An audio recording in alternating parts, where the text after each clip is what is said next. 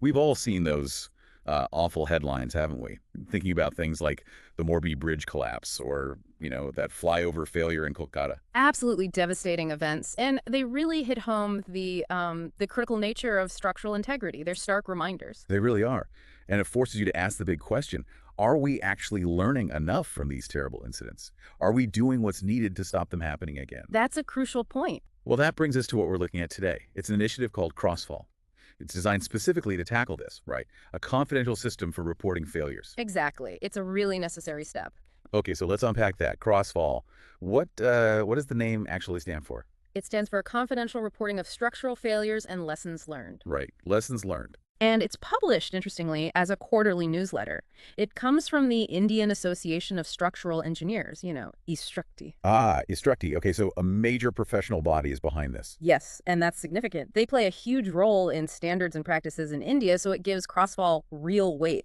So that confidential reporting part, Yeah. let's dig into that. Why is that so important? It's probably the most critical aspect. When someone reports something, there are absolutely no project names mentioned, no company names, Not even the reporter's name. not even the reporter. It's fully anonymous. And what that means is it shifts the focus entirely away from blame. Okay, so it's not about finding fault with a person or a company. Precisely. It's purely about understanding what went wrong, technically speaking. And this started back in 2022. I read it was inspired by a similar thing in the UK. That's right. Launched in 2022, definitely inspired by the UK's structural safety group, CROSFALL.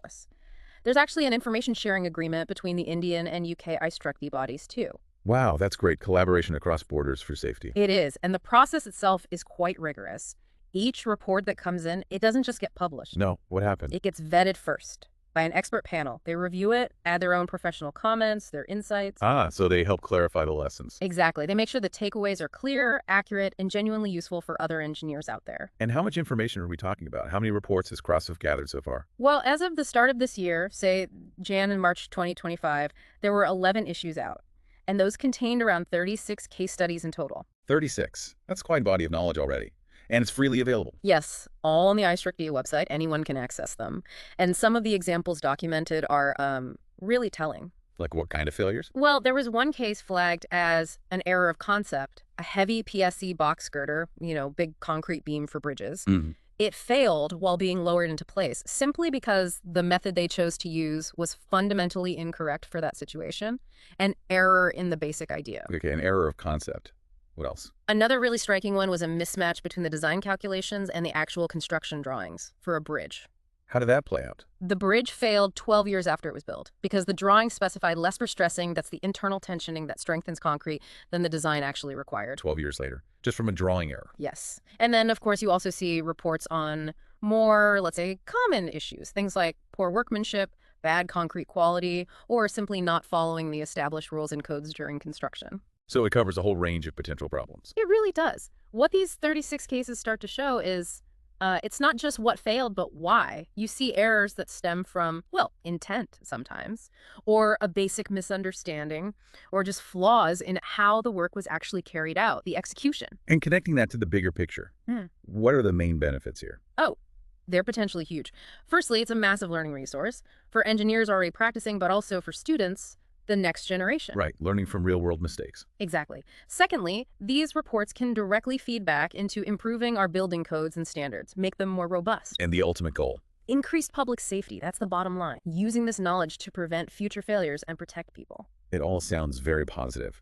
But the key question, I suppose, is it actually making a difference yet? On the ground, in real projects, is it too soon? Well, look, measuring the full impact takes time, that's true. You don't change industry culture overnight.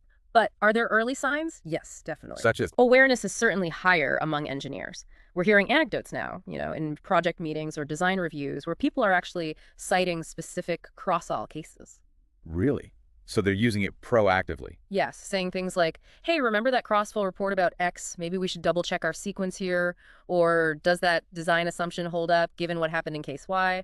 That kind of critical thinking. So it's prompting reevaluation. It is. It's helping connect the designers, perhaps stuck in the office, a bit more closely with the realities, the challenges faced on the construction site. It acts as a proactive prompt. Okay, so the main takeaway here seems pretty clear then. It's about having the courage, really, to acknowledge mistakes, even if it's done confidentially. Absolutely. And then systematically learning from them and sharing those lessons.